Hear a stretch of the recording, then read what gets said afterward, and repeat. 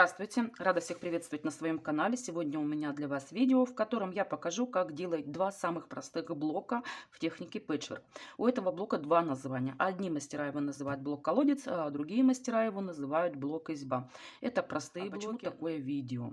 У меня много комментариев, где люди, мои подписчики, гости моего канала говорят, что хотят заняться пэтчворком, но боятся, что не получится, что это сложно, трудно сшить. Нет, поверьте, это все просто. И самые сложные, самые красивые орнаменты создаются из очень простых блоков.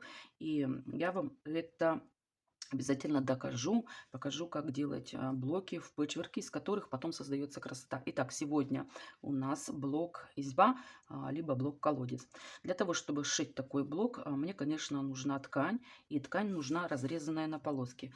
Размер моей полоски, ширина у всех одинаковая, это 3 сантиметра, а длина полосок может быть совершенно разная. У меня это разные ткани, есть ткани новые, это вот у меня новая бязь, есть ткани, которые БУ, это у меня постельное белье, я никогда его не выбрасываю, а всегда использую вторично, так сказать, утилизация сырья.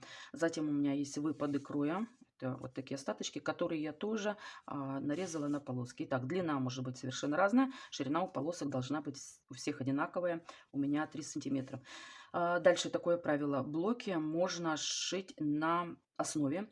Основа может быть из бумаги, либо из ткани, но вы можете шить без основы, если у вас совершенно одинаковая ткань.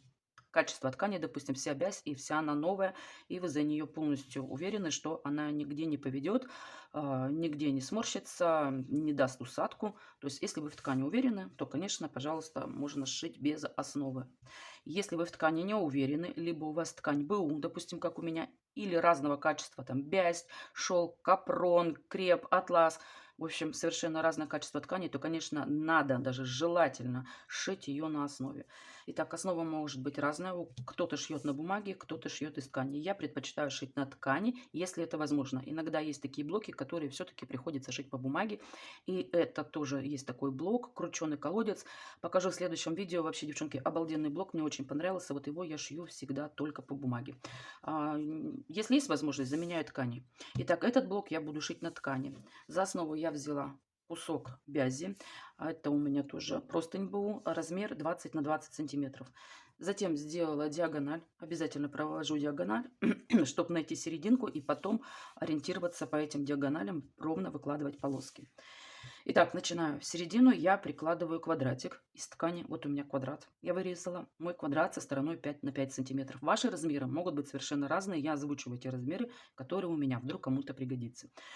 Чтобы ровно положить квадрат на основу, я просто, девочки, выравниваю вот эти уголочки квадрата по диагоналям. Совмещаю. И тем самым я четко знаю, что мой квадратик лежит на серединке. Так, все. Теперь прикалываю его булавочкой, чтобы он у меня никуда не убежал. Теперь беру полоску ткани. Какой цвет брать, уже судите сами. Вы можете делать блоки однотонные, можете одноцветные, можете менять цвет ткани. Одна полоса одного цвета, другая полоса другого цвета. Я показываю вам смысл. Итак, беру полоску ткани, прикладываю лицевую сторону с лицевой стороной квадрата и делаю здесь с краю строчку. Строчку прокладываю на ширину половинки лапки.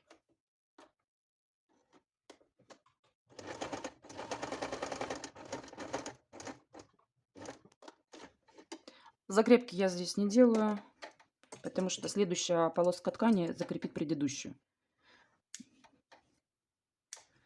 Итак, полосочку я пришила, затем ее беру, отгибаю, делаю вровень со срезом квадрата и по этому месту отрезаю. Все должно быть ровно. Чем ровнее вы сделаете, тем правильнее будет сшит ваш блок. Дальше отгибаю полосочку на лицевую сторону. Вообще надо, конечно, проутюживать сразу утюгом, но я этого сейчас делать не буду. Бязь хорошо и так ложится. Затем беру другого цвета полосу ткани. Я возьму зелененькую. Лицевой стороной прикладываю на квадрат и предыдущую полоску. Вот так их совмещаю. И прокладываю шов на машинке. Можно, конечно, полоски закреплять для удобства. Можно этого не делать. Тоже делаю шов с краю на расстоянии половинки своей лапки.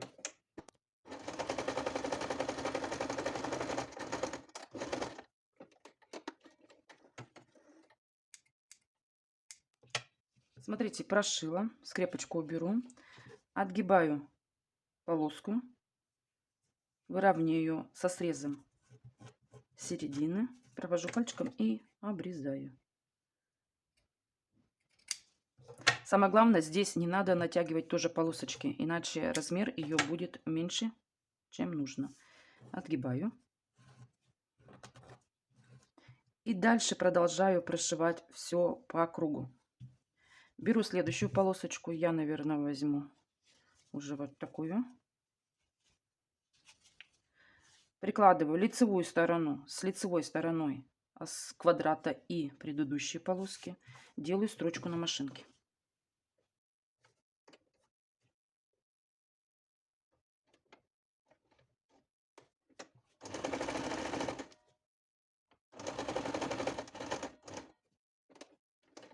Отгибаю. Провожу пальчиком и обрезаю.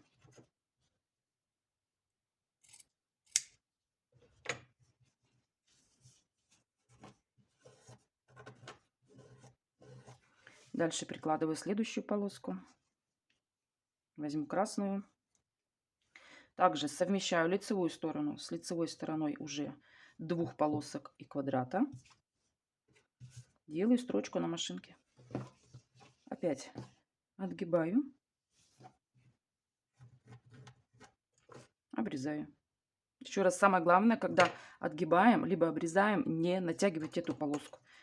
Иначе вы размер потеряете. Отгибаю. Провожу пальчиком. Возвращаю квадрат на место. Я всегда запоминаю, но это лично для меня, с какой полоски я начинаю шить. То есть у меня первая была желтая, и от этого я всегда начинаю круг. Всегда запоминайте, можно спутаться, с этой стороны начать круг, и тогда у вас расклад этих полосок будет совершенно другой. Я считаю, ну как-то это неправильно. Все, теперь беру следующую полоску, прикладываю и вот так по кругу буду прошивать.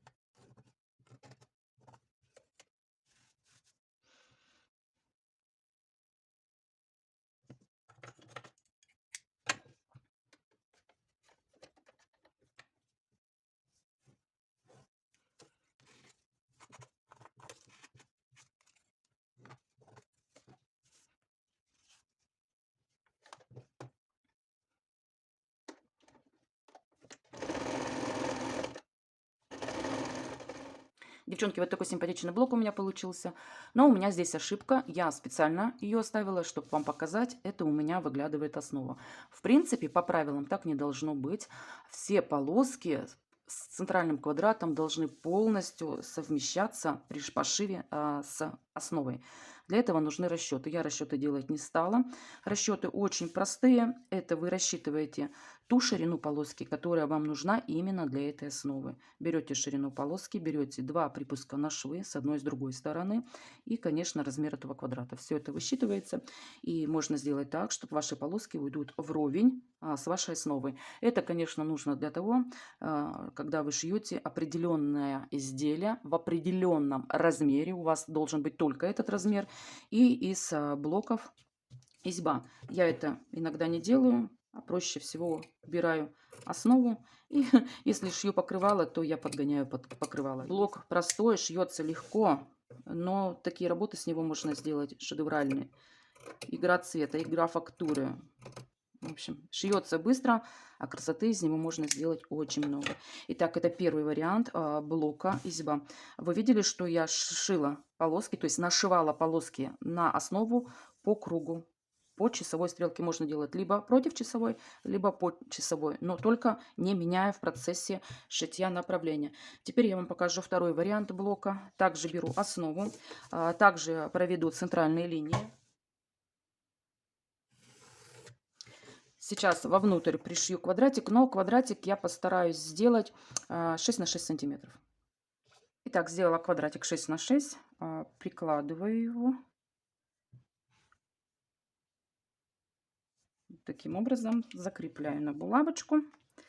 И сейчас опять буду пришивать полоски. На полоски у меня будут пришиты немножко по-другому.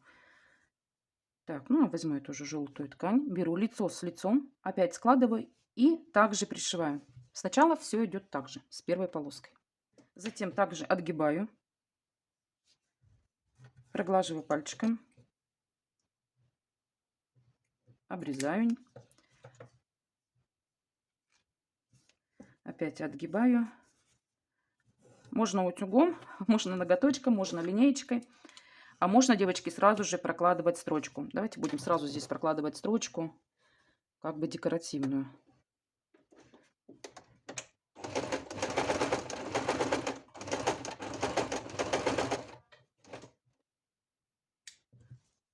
Итак, проложила строчку, беру следующую полоску ткани, и я ее прикладываю не как в предыдущем блоке по кругу, а напротив.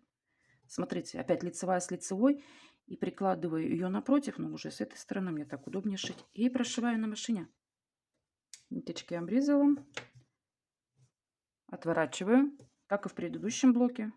Здесь техника одинаковая. Не натягивая, самое главное, не натягиваем. Аккуратно все это обрезаю, ниточку обрезаю, полосочку отворачиваю и прокладываю сразу декоративную строчку. Можно этого не делать. Можно взять контрастные нити, сшить это все контрастными нитями, и будет очень интересно. Ну, у меня нити нейтральные, серого цвета. Покупала их по скидке.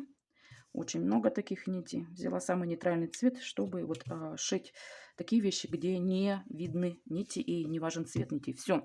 Дальше я беру следующую полоску. У меня пойдет зеленая. Я ее прикладываю вот на эту сторону. Также совмещаю 2 среза, лицевая с лицевой, и тоже прокладываю строчку. Все то же самое. Дальше отгибаю.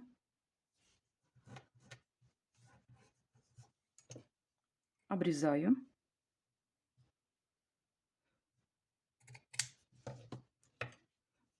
Отгибаю, фиксирую, прокладываю строчку.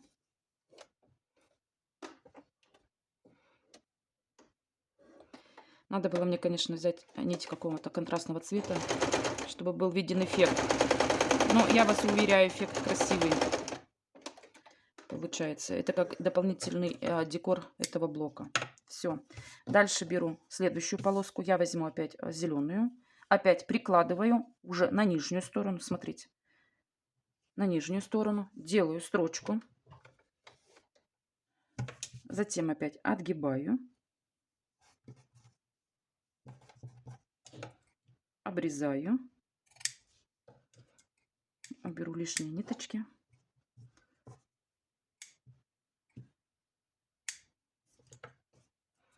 Отгибаю, фиксирую, прокладываю декоративную строчку.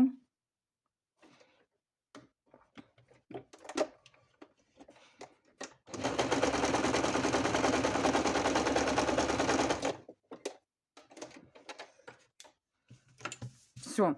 Теперь делаю второй ряд по тому же принципу. Опять беру ткань. Возьму красную. Красные полоски. Делаю сначала 2 стороны этих, потом 2 стороны этих. И вот так вот иду у меня. Не по кругу, а именно по сторонам. Прикладываю. Можно сразу полоски немножко обрезать, но все-таки нежелательно сразу же выравнивать размер. Размер может не получиться. Поэтому, если вам неудобно работать с длинными полосками, то обрезайте их поменьше, но не пытайтесь их сразу выровнять в размер. По крайней мере, у меня не получается. Возможно, у кого-то получится.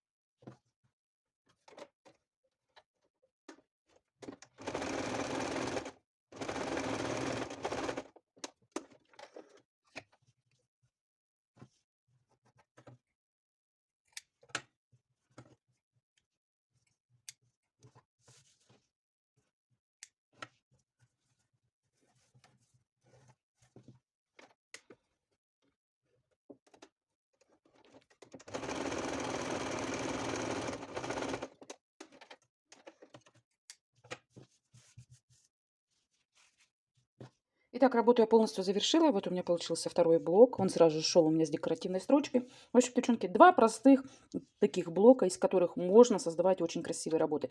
Из такого блока у меня была сделана сидушка в конце видео. Обязательно оставлю ссылку на это видео. Пройдите, посмотрите, как там можно играть с цветом. Из такого блока у меня был сшит ланчмат. Тоже оставлю ссылку. Ланчмат вообще получился очень красивый. Я там пришивала бабочек.